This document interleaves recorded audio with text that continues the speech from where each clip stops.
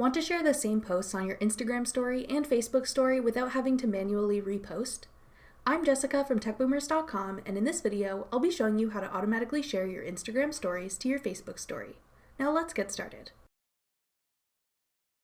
Open Instagram and go to your profile page. Then tap the menu icon in the top right corner. Select Settings. Scroll down and tap Account Center. Then select your story and posts. Tap Add Accounts. Instagram will automatically detect the Facebook account you're signed into on the same device. You may be prompted to enter your Facebook password at this stage. If the account you want to link is different than the Facebook account that appears, tap Change to log into a different account. If the correct account is displayed, tap Continue at the bottom.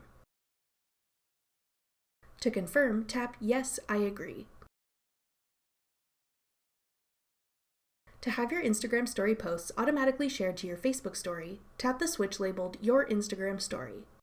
You can also opt to automatically share your Instagram post to your Facebook profile if you like.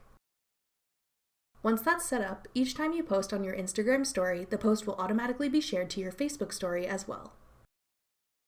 That's all it takes to share your Instagram story to your Facebook story. Thanks for watching.